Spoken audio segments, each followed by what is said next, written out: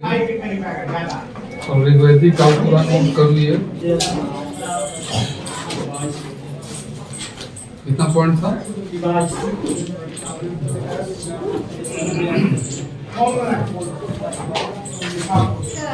लोग आए थे तो पंजाब में रहे थे।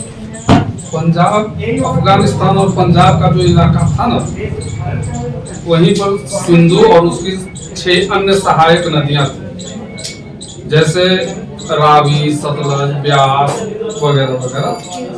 ये 6 सहायक नदियां और कुछ अफगानिस्तान की भी नदियां, जिसमें 2 महत्वपूर्ण, काबुल एक महत्वपूर्ण नदी है, वो थी एक और नदी। तो चूंकि सिंधु की सहायक जो नदियां थी उसको मिलाकर के इन्होंने सप्त सैंधव का, ये इलाका अफगानिस्तान और पंजाब, पंजाब का मतलब आज का ये पंजाब मत समझ लेना, पंजाब का मतलब कि वो पूरा पाकिस्तान चला जाता है। ये तो हम आजादी, अंग्रेज जो यहाँ पर शासन करना शुरू कर दिए, तब उन्होंने एक एक राज्य को बाउंड्री वाल कर दिया। पहले तो कोई बाउंड्री था नहीं। तो उस स्थिति में हमारा जो पंजाब है ना, वो सिंधु नदी तक चला जाता है। महाराजा रणजीत सिंह का शासन जो था अंग्रेजों के समय, वो वहां तक, और इसीलिए उनकी राजधानी लाहौर में थी। महाराजा रणजीत सिंह की राजधानी लाहौर में थी। भगत सिंह का जो जन्म हुआ था, जो गांव पड़ता है उनका, वो अभी पाकिस्तान में ही है।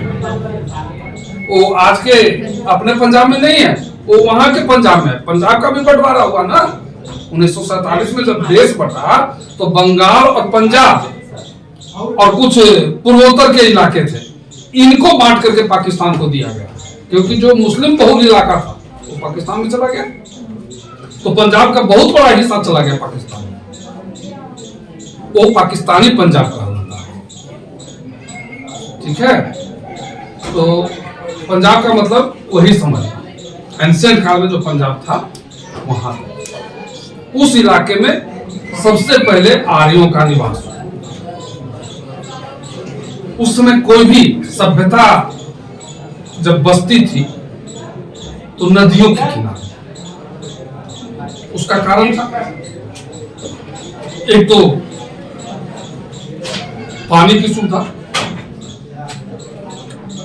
दूसरे यातायात के साधन।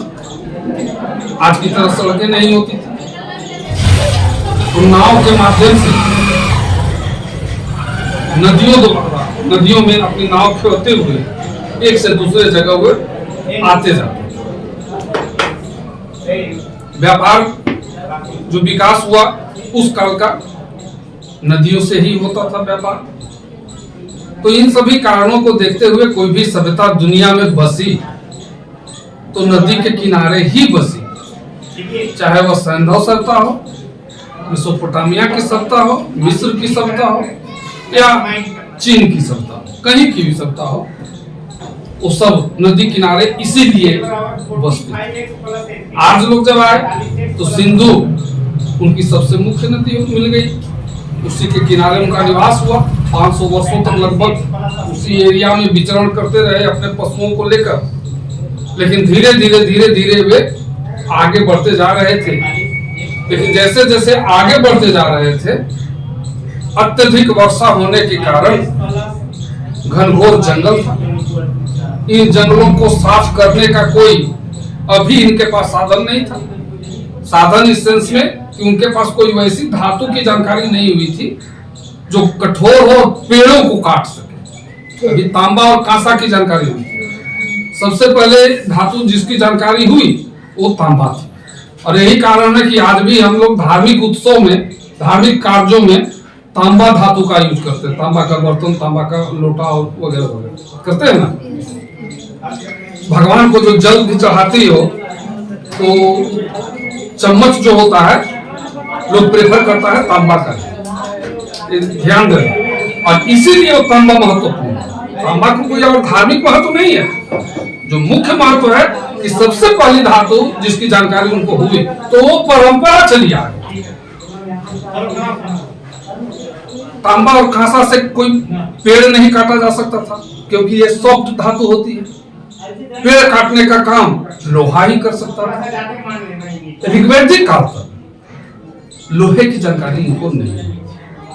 आयस शब्द आया जरूर है ऋग्वेद, लेकिन अनुमान यही है कि वह तांबा या कांसा है, क्योंकि यदि वह लोहा के लिए अयस शब्द का प्रयोग करते हैं तो फिर उत्तर वैदिक साहित्य जो ग्रंथ है हमारे, उसमें श्याम अयस और कृष्ण अयस शब्द है। श्याम का मतलब ही होता है सांवला या काला, तो काला अयस स्पष्ट है कि ये लोहा के लिए इंडिकेशन है। उत्तर वैदिक काल में इनको लोहे की जानकारी होती है। तो जब ऋग्वैदिक काल में पूरब की ओर इनका विस्तार होता चला गया तो ये कैसे बढ़े? यह काम किया गया आग द्वारा। उत्तर वैदिक काल का एक साहित्य है जिसका नाम है शतपथ ब्राह्मण। इस काल में बहुत उत्तर वैदिक काल में ब्राह्मण साहित्य भी रचे गए, शतपथ ब्राह्मण, गोपथ ब्राह्मण, तांड ब्राह्मण वगैरह, और ये सभी किसी वेद से संबंधित है। तो शतपथ ब्राह्मण में एक कहानी है। कहानी है कि विदेख माधव ने घृत को मुख में धारण किया, अग्नि का नाम लेते ही घृत का नाम लेते ही अग्नि पृथ्वी पर आ गई और सब कुछ जलाते हुए आगे बढ़ी। जैसे जैसे विदेह माधव आगे बढ़ते गए, पीछे पीछे अग्नि बढ़ती चली गई। लास्ट में अंत में आकर के अग्नि सदानीरा नदी के पश्चिमी तट पर रुक जाती है और विदेह माधव से प्रश्न करती है, अब मैं कहां निवास करूं? विदेह माधव ने जवाब दिया, इस नदी के पश्चिमी तट पर, इस नदी के पूर्वी तट पर। स्पष्ट है कि वे आगे जो बढ़े, आग द्वारा सब कुछ जलाते हुए आगे बढ़े, और सदानीरा नदी की पहचान आज की एक गंडक नदी से की जाती है, जो गंडक गंगा से मिलती है। इस नदी से सदानीरा की पहचान की गई है। तो राहुगण या विदेह माधव का जो नाम आया है, इसमें कुछ और नहीं, आज लोग आगे बढ़ते जा रहे थे और जैसे जैसे अग्नि जंगलों को जलाती हुई खाली करते हुए जा रही थी, वैसे वैसे ये सभी आजगण आगे बढ़ते जा रहे थे। लास्ट में नदी के किनारे तो आकर अग्नि रुकेगी ना, अब नदी को पार कैसे कर सकती है? तब वहां पर ये लोग रुक गए और यही नदी की पूर्वी सीमा हो गई विदेह, राजा जनक जहां के राजा हुए, और पश्चिमी सीमा कौशल, जहां भगवान राम से संबंधित महाकाव्य काल में हम पाते हैं। ये दो राज्य हुए, पश्चिम में कौशल और पूर्व में विदेह, जिसको बाद में वृज संघ कहा गया। स्पष्ट है कि उत्तर वैदिक काल में सिंधु नदी से आगे जब आर्यों का विस्तार हुआ तो वे जंगलों को साफ करने का काम अग्नि द्वारा किया। हालांकि इस काल में आकर के इनको लोहे की जानकारी हुई, लेकिन लोहे की जानकारी होने के साथ ऐसा नहीं हुआ कि सारे ये इंस्ट्रूमेंट बना लिए लोहे के। अभी ऐसा नहीं हुआ, कारण कि इस काल के जो कुछ साइट्स हैं, जैसे हस्तिनापुर, अतरंजी खेड़ा, यहाँ की जो खुदाइयां हुई तो वहां से हमें लोहे के तीर के फलक समझ रही हो, जो सबसे नुकीला भाग होता है, ऐसे तीर को वही मिलता है लोहा के मामले में। बाकी कोई कुदाल या आरी या काटने फोड़ने का हथौड़ा, ये सब अभी तक नहीं मिला। तो स्पष्ट है कि अभी जो लोहे की जानकारी हुई थी, शुरुआती जानकारी थी। तो युद्ध में चूंकि धनुष बाण से युद्ध होता था, तो इसके लिए उन्होंने तीर के फलक औजार बनाए। बाकी कोई विशेष चीज की जानकारी अभी नहीं हुई थी। 6th सेंचुरी तक पहुंचते पहुंचते लोहे का प्रयोग फिर बड़े पैमाने पर होने लगा, लेकिन 1000 ईसा पूर्व से लेकर के और 6th सेंचुरी बीसी के बीच में धीरे धीरे इनको लोहे का क्रमशः उत्तरोत्तर जानकारी होती चली गई। तो स्पष्ट है कि ऋग्वैदिक काल में आर्यों का मुख्य पेशा पशुपालन ही था। कृषि अभी इनकी मुख्य पेशा में नहीं आई थी, और इसीलिए ऋग्वेद में हमें सिर्फ एक अनाज का वर्णन मिलता है, वो है यव, जिसको जौ आप समझ सकते हैं। उत्तर वैदिक काल में व्रीहि का पता चलता है, व्रीहि शब्द है जो चावल की, क्योंकि वे लोग आकर के गंगा घाटी की तराई में बस गए, पूरी दोमट मिट्टी थी, यहाँ गेहूं और चावल इनकी मुख्य फसल, और इसीलिए चावल आज तक हम अक्षत के रूप में धार्मिक परंपरा में प्रयोग करते हैं। समझ गए बात को? थोड़ा सा वैज्ञानिक नजरिया से सारी चीजों का मूल्यांकन करना है। यदि पारंपरिक ढंग से मूल्यांकन करेंगे और कुछ दूसरा मिलेगा, साइंटिफिक ढंग से मूल्यांकन करेंगे तब कुछ दूसरा मिलेगा। कुछ विद्वान और आज की जो सांप्रदायिक सोच है उनके अनुसार आज इसी भूमि के मूल निवासी, और यहीं से उनका विस्तार दुनिया के अन्य जगहों पर हुआ, जर्मनी वगैरह या मध्य यूरोप वगैरह में आर्यों का विस्तार हुआ। लेकिन वैज्ञानिक ढंग से जब मूल्यांकन करेंगे तो पता चलता है कि नहीं, आज यहाँ के मूल निवासी थे ही नहीं। आज तो उस जगह से आए थे जहाँ लंबा लंबा घास मिलता था। कुछ वैसे पशु थे जो भारत में उपलब्ध नहीं थे, जिनका उल्लेख ऋग्वेद में किया गया है।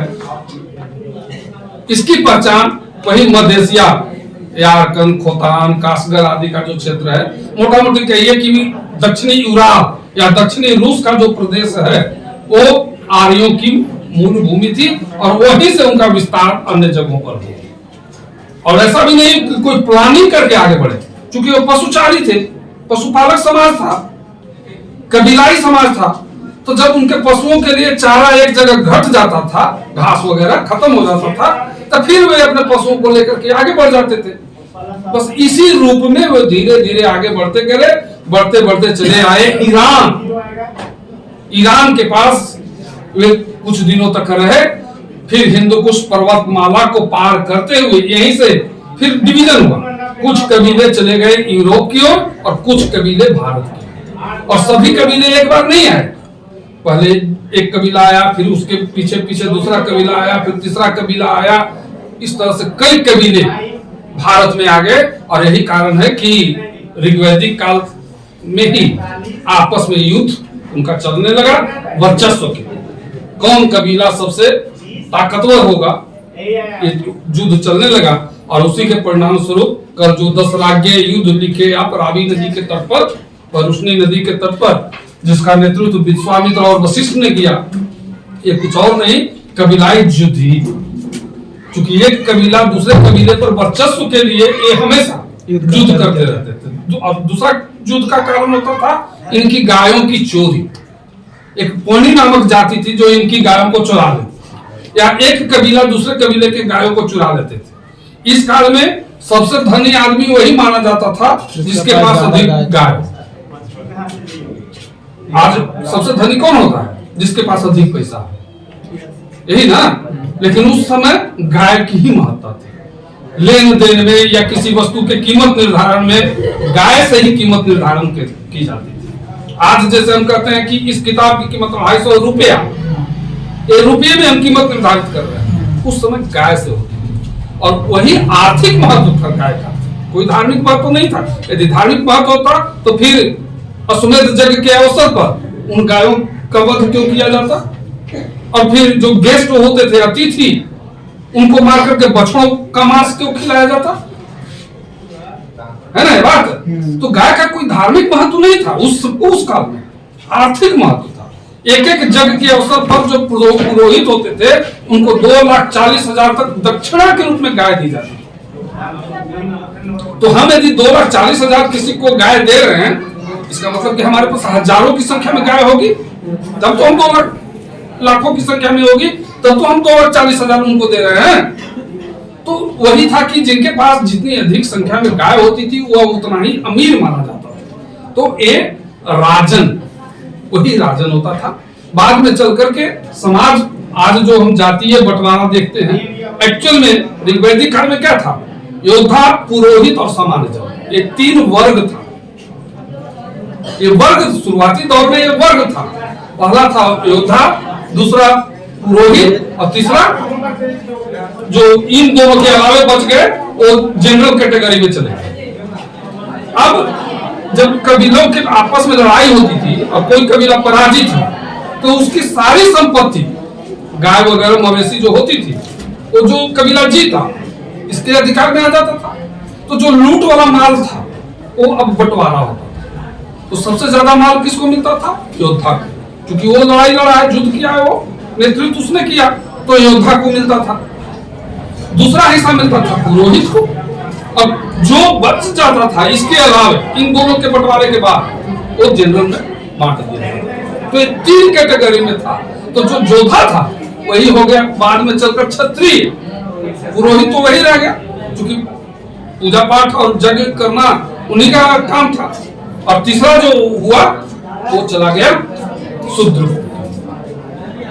वही बढ़ता चला गया। उत्तर वैदिक काल में आकर के वर्ण व्यवस्था स्थापित। अब इसमें आ गया ब्राह्मण। अब यहाँ पर देखिए धूर्तता की चाल चली। पहले योद्धा था प्रथम स्थान पर ऋग्वैदिक काल में, उत्तर वैदिक काल में पुरोहित कहे कि नहीं, ऐसे कैसे होगा, पहला स्थान हम ले लेंगे।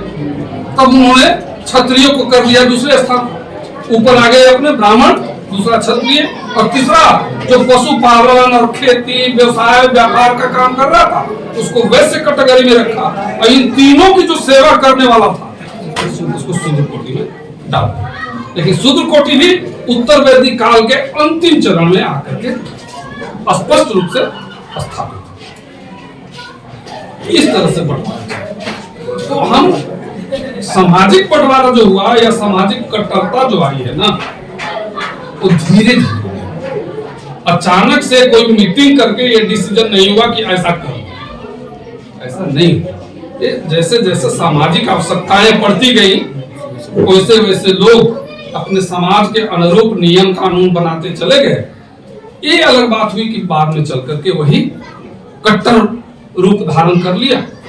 अब गाय को देखो हम धार्मिक रूप दे दें, गौ माता हो गई, पता नहीं कब से हो गई, लेकिन अब उसको हम अब तो गाय को ही, लेकिन कुछ ही इलाकों में, बहुत सारे इलाकों में नहीं, पूर्वोत्तर में चल जाए आज भी गाय खाने की चीज है, गोवा में चले जाओ आज भी खाने की चीज है, दक्षिण भारत चले जाओ खाने की चीज है, वहां लोग मारता।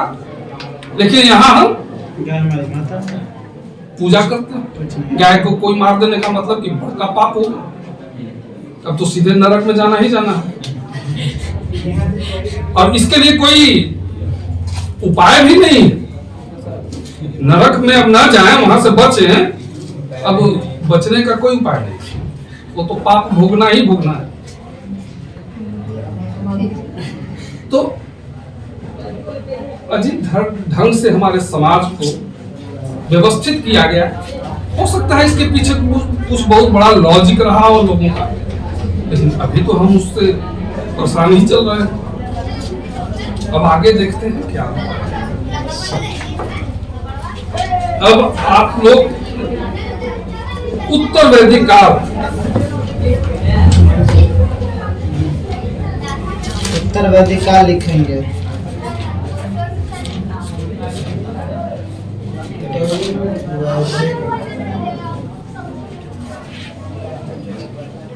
एक 1000 से 600 BC, 1500 से 1000 तो ऋग्वैदिक, 1000 से 600 और क्या ज्यादा नहीं है, 2-4 गो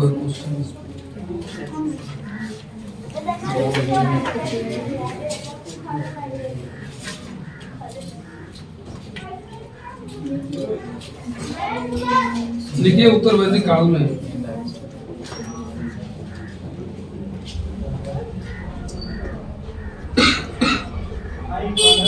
उत्तर वैदिक काल में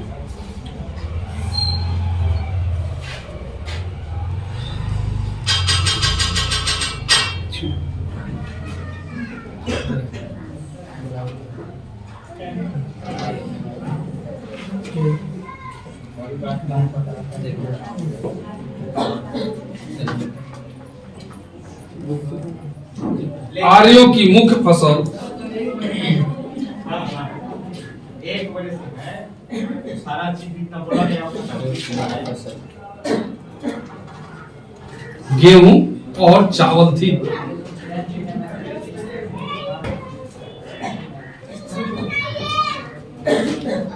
गेहूं और चावल थी। नेक्स्ट पॉइंट, उत्तर वैदिक साहित्य में चावल को और एक्स्ट्रा प्लेट के लिए आप लोग के पास एक तरह से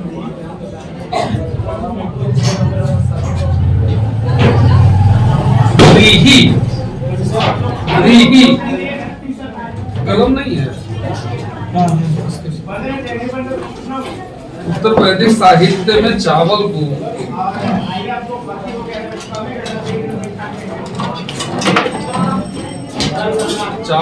व्रीहि कहा गया है।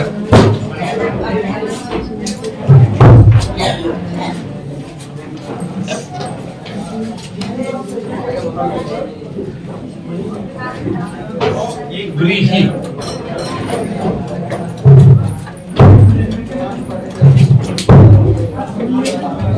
नेक्स्ट पॉइंट, 4 बैल से लेकर 24 बैल तक,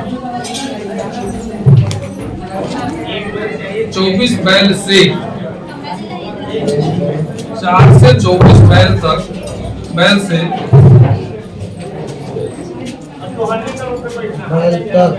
बैल से लिखना, बैल से हल जोतने का उल्लेख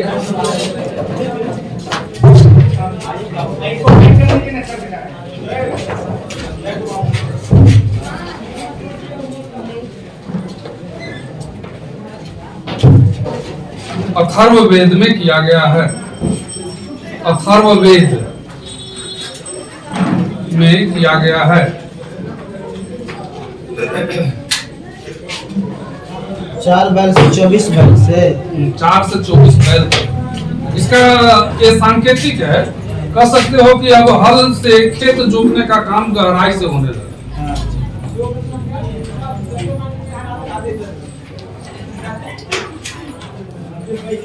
नेक्स्ट पॉइंट, उत्तर वैदिक साहित्य में लोहे को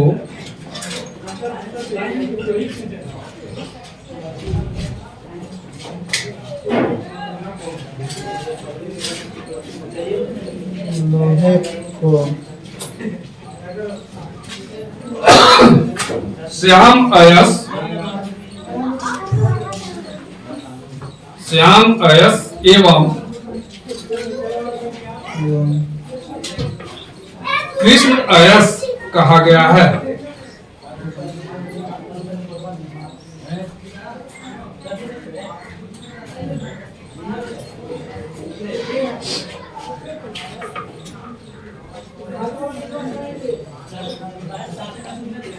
नेक्स्ट,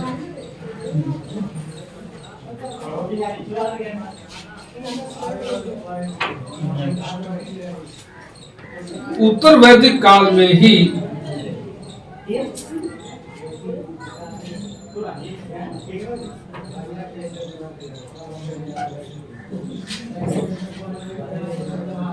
वर्ण व्यवस्था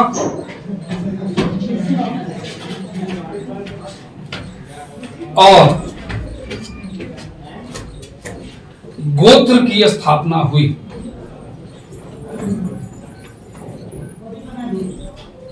ये जो सुनते हैं ना, हम फलना गोत्र के हैं, सभी जातियों का एक गोत्र होता है और एक जाति में भी कई एक गोत्र होता है। ये सुनते हो?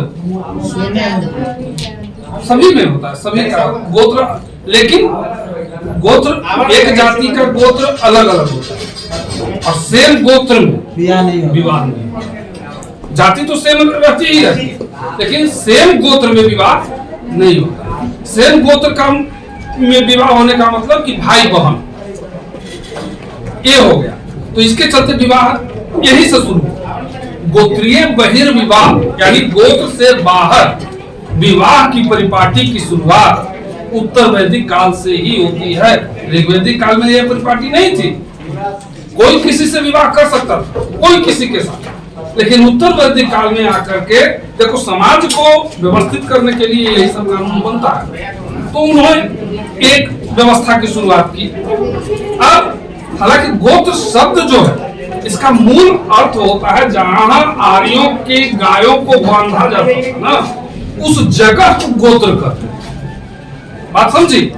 जैसे यहाँ पर गाय बांधी जा रही है तो यह जगह गोत्र कहलाता है। अब गौशाला का शब्द। अब उसको हम गौशाला कहते हैं, लेकिन उस काल में गोत्र उसके लिए प्रयुक्त होता था। बाद में चल करके गोत्र एक जाति, एक वर्ण के लिए प्रयुक्त होने लगा। अब यहीं से गोत्रीय बहिर्विवाह की शुरुआत हो गई। एक गोत्र के बीच विवाह पर प्रतिबंध हो गया। यहीं पर उत्तर वैदिक काल में ही आश्रम व्यवस्था भी स्थापित हुई। 4 प्रकार। 4 आश्रम नाम सुने हैं? जी सर। क्या क्या है बताइए। विद्यार्थी आश्रम। फिर विद्यार्थी आश्रम कोई आश्रम नहीं है। अच्छा, विद्यार्थी आश्रम। हमको 4 आश्रम आप लोग बताइए क्या क्या।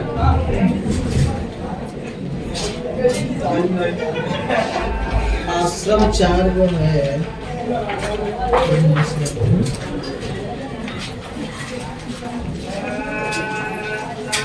ये सब मूल चीज है, इसकी जानकारी रखनी चाहिए। आश्रम व्यवस्था भी यहीं से शुरू होती है, उत्तर वैदिक काल से ही होती है। लेकिन इसमें भी चौथा आश्रम जो है वो अभी स्पष्ट रूप से स्थापित नहीं। अब 4 आश्रम हमको बता दीजिए ना। ये सब कुछ है अति वानप्रस्थ। कहाँ से हमको क्या मालूम। हाँ, एक गृहस्थ आश्रम है। जहां तहां जैसे तैसे मत बताइए। अच्छा चलिए जैसे तैसे भी आप बताइए। ब्रह्मचर्य। आश्रम। देखो, ब्रह्मचर्य आश्रम, गृहस्थ हो गया। गृहस्थ आश्रम, वानप्रस्थ हाँ, लास्ट में। वानप्रस्थ। चौथा संन्यास, संन्यास आश्रम। ब्रह्मचर्य आश्रम, गृहस्थ आश्रम। इसमें बच्चा जन्म से कुछ सालों के 25 बाद साल। 25 तो गुरु गृह में रह करके शिक्षा अध्ययन करता है। 25 से 50 गृहस्थ। शिक्षा प्राप्ति के पश्चात वापस अपना घर लौटता है। यहाँ से गार्हस्थ आश्रम की शुरुआत होती है, जहाँ उसका शादी विवाह होता है, संतान प्राप्ति करता है, और फिर जो पारिवारिक जिम्मेवारियां होती है उसका निर्वहन करते हुए 25 साल गुजारता है। और फिर जब ये सारी जिम्मेवारियों से मुक्त हो गया तो वानप्रस्थ यानी गृह त्याग। उसके बाद संन्यास। अब वो गृह त्याग करके चला गया। अब वहां ईश्वर भक्ति में अपना लीन रहा, और लास्ट में होता है संन्यास। अब एकदम कुछ नहीं, माया मोह नाम की कोई चीज अब उसके पास नहीं रह गई। सब कुछ जंगल में ही पेड़ पौधे के फल पर जीवित रहना है, नदी नालों के पानी पी करके जीवित रहना है, और वहीं पर मर जाना है, प्राण त्याग देना है। ये 4 आश्रम इसी काल में स्थापित हुए। लेकिन संन्यास आश्रम ये बुद्ध के काल में स्थापित होता है। 3 आश्रम स्थापित हो गए। चौथा आश्रम जो था ये बुद्ध और महावीर जब उन्होंने संन्यास रूप धारण किया तब ये स्थापित होता है चौथा संन्यास। इसी काल में गोत्र व्यवस्था, वर्ण व्यवस्था, गोत्र व्यवस्था और संन्यास व्यवस्था, ये तीनों उत्तर वैदिक काल में ही।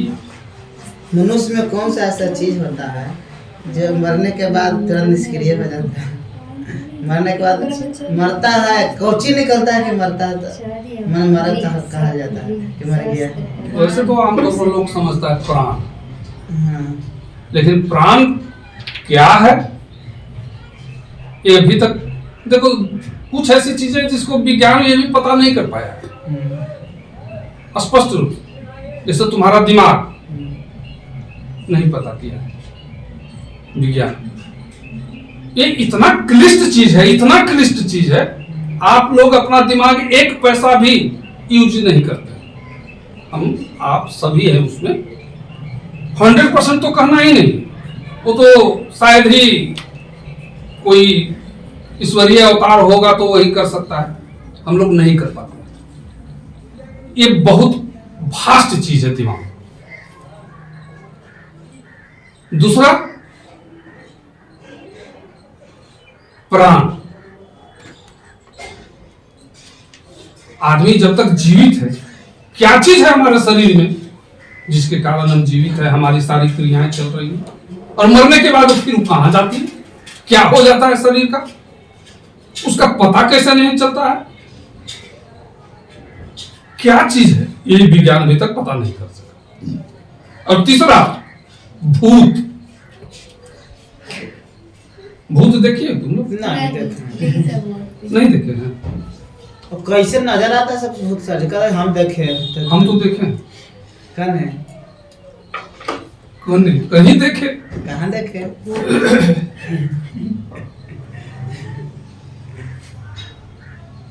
हम इस पर जो थिंकिंग की है,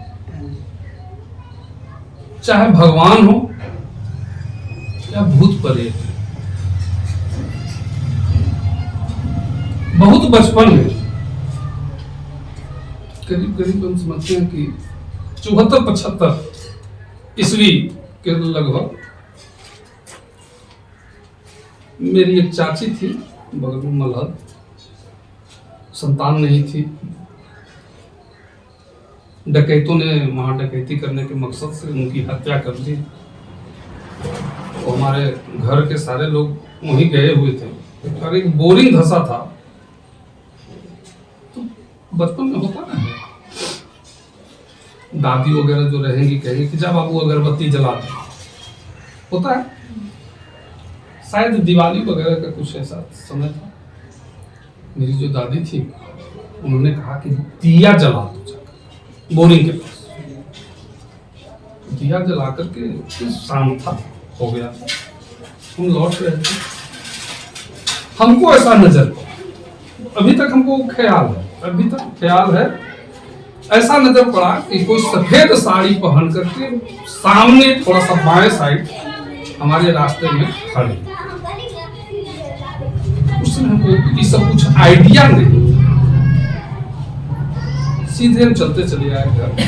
हम किसी से बोले भी भूत प्रेत का कुछ रहता हमको दिमाग में, तब चले।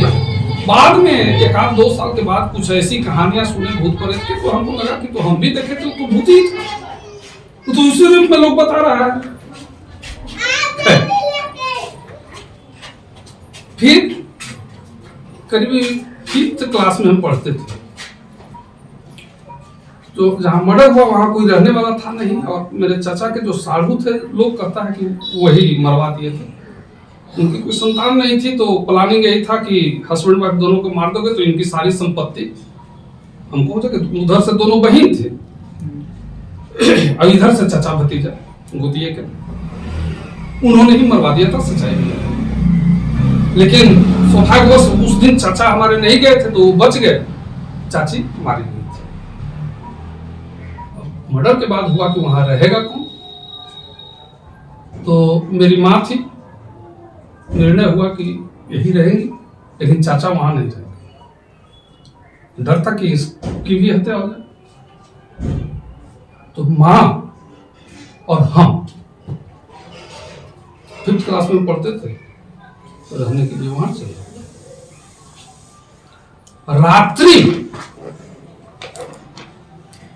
करीब आधी रात, मेरा नौकर जो रहता था उसका नाम था, लोग टुनटुनुआ कहते। उनको लगा कि कोई औरत उसका नाम लेकर टुनटुनुआ रे बुला रही। तो हमको लगा अगल बगल के कोई होगा, कोई महिला। सुबह में अगल बगल के लोग भी बोले टुनटुनुआ को काहे के लिए बुला रही थी। मेरी माँ बोली कि हम तो नहीं बुला रहे थे, हमको क्या जरूरत था बुलाने का, वो घर में नहीं रहता था। 1-2 आदमी और बोले, फिर हमारा दिमाग स्ट्रक की बात क्या है। इस तरह से समय बीतता गया, तरह तरह की भूत प्रेत की कहानियां हम सुनते गए। एक चीज हम बाद में जब कॉलेज लाइफ में आए तो सोचना शुरू किया, एक्चुअल में भूत है क्या।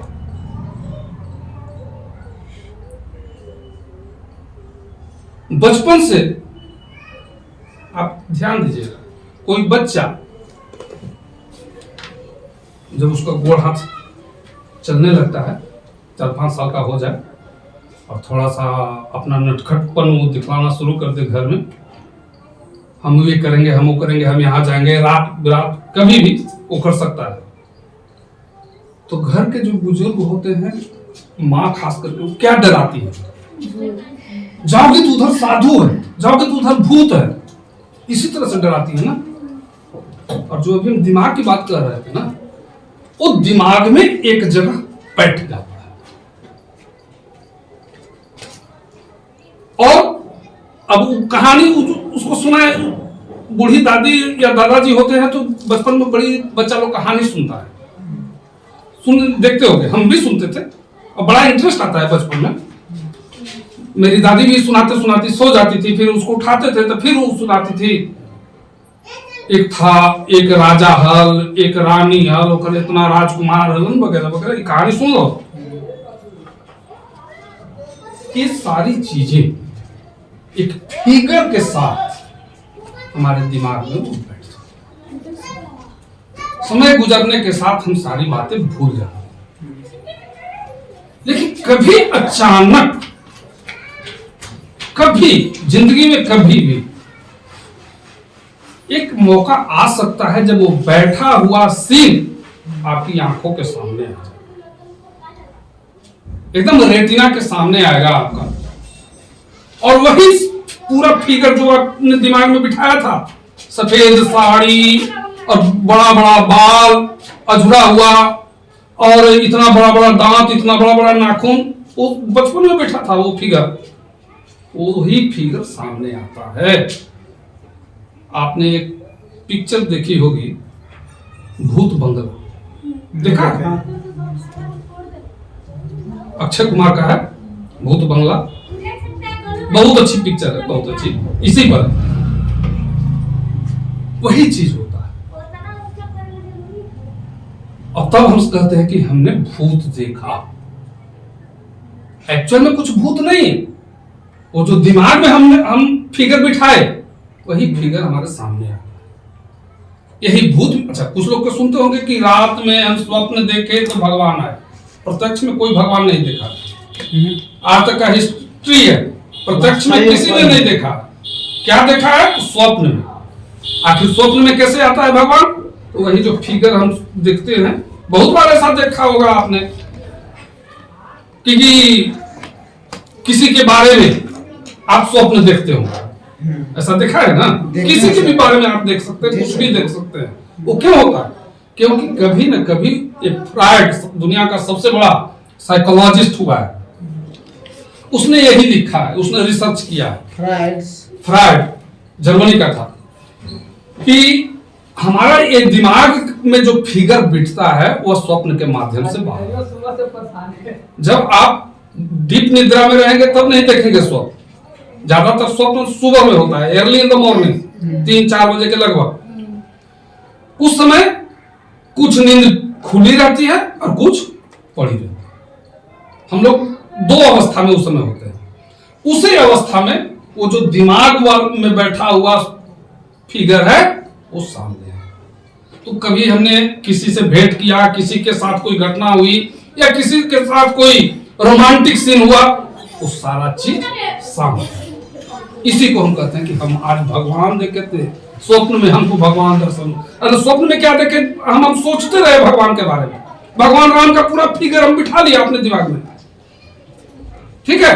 अब वही भगवान राम आज नहीं 10 वर्ष के बाद आ जाएंगे, अचानक हम कहेंगे कि देखो ना, हम तो आज भगवान राम हमको दर्शन दिए। अब उसमें जोड़ेंगे क्या कि उन्होंने हमको आदेश दिया है कि एक मंदिर बनाओ। ऐसा आदेश फादेश कुछ न दिया है, लेकिन उस मंदिर के नाम पर करोड़ों रुपए चंदा तो हम कर लेंगे ना, चलो उनका मंदिर भी बन जाएगा, हमारा भी काम चलेगा। यही है भगवान और भूत। तो ये दिमाग जो है ना हमारा, बहुत बृहद चीज है। इन सब चीजों के बारे में हो सकता है आने वाला समय में विज्ञान पता कर ले, अभी तक नहीं हम पता कर पाए हैं वैज्ञानिक इसमें। यह है, देखो हमारे गांव में कैसा व्यक्ति है कि वो मैंने कोई भी किसी को कुछ होता ना तो वो ठीक कर देता है, देख के जीन आते हैं के ऊपर जीन सवार रहते हैं, वो केकरो बारे में बतला देता है। मेरे बारे में जाकर पूछो, जाओ यही परीक्षा हो जाए। हाँ तो कहते नहीं कि इसके पास। अच्छा जीन आता है ना हाँ अपनी मुट्ठी में, हाँ तुम एक फतिंगा को दाबना, कोचिंग में। हाँ एक फतिंगा को अपनी मुट्ठी में दाब लेना, हाँ। उसको दिखा कर नहीं, अच्छा या चवन्नी हाथ में रखना, हाँ कुछ भी तुम रखो हाँ जो कोई नहीं देखा हो वहां पर, और जाकर के उसको कहना कि जरा बता दो कि इसमें क्या है।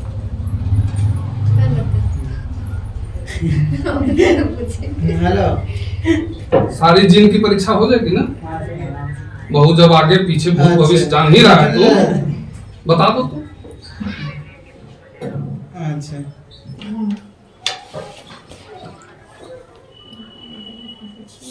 ये सब ड्रामा लोगों को बेवकूफ बनाने का।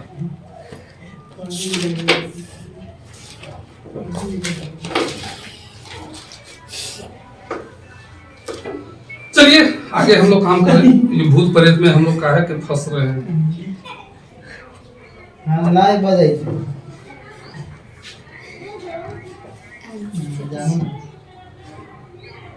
क्या लिखे थे? उत्तर में वर्ण व्यवस्था और गोत्र व्यवस्था की स्थापना हुई।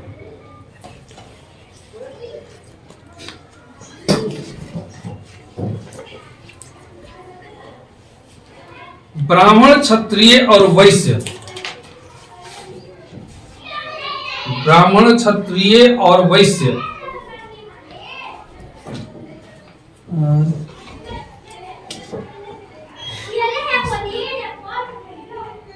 वैश्य को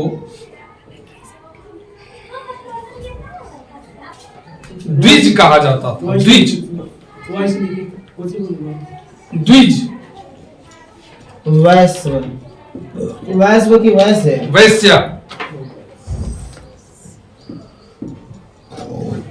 वैश्य ब्राह्मण क्षत्रिय और वैश्य को द्विज कहा जाता था। द्विज का मतलब समझ रहे हैं क्या होता है? दो बार जन्म लेना। दो बार जन्म लेना।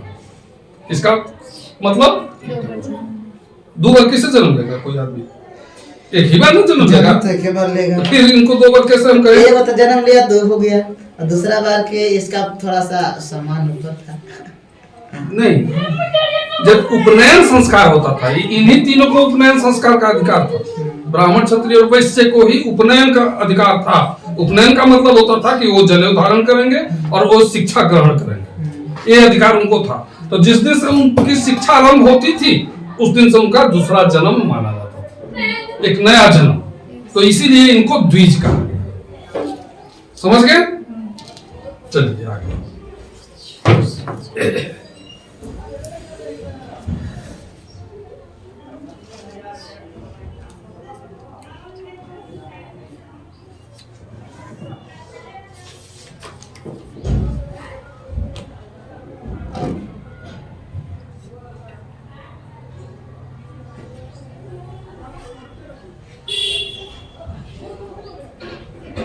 उत्तर वैदिक काल का मुख्य देवता, नेक्स्ट पॉइंट में, उत्तर वैदिक काल का मुख्य देवता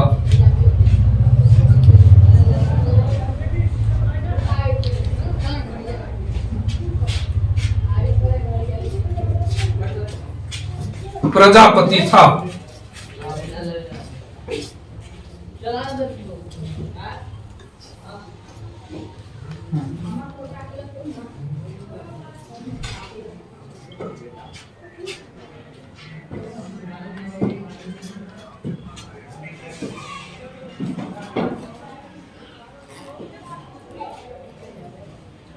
नेक्स्ट पॉइंट, उत्तर वैदिक काल में अतिथियों को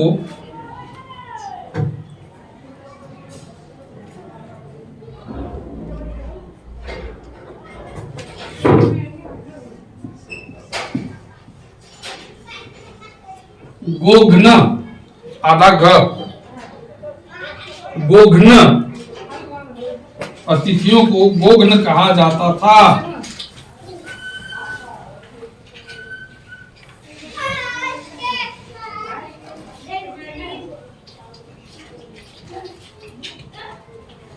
क्योंकि उन्हें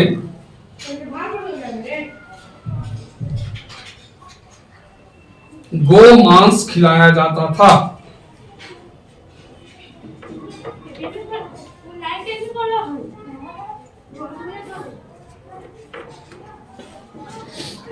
नेक्स्ट, इस काल में यज्ञ करने वाले को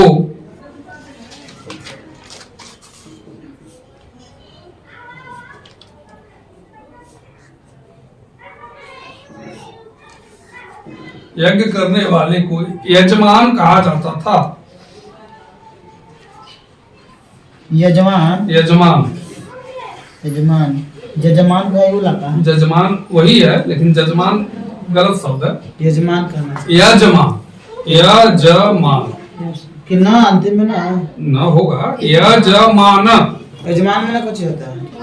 जो पूजा पाठ करता है, जो यज्ञ करता है, पुरोहित के जो क्या उसको कर सकते हैं, चेला जो हुए वो जजमान। पूजा पाठ करवाने वाला, करने वाला, करवाने वाला तो हो गया पुरोहित। अच्छा, और जो करने वाला है यजमान। यजमान फिर बोलते हैं जजमान साहब बैठिए, आइए जजमान साहब,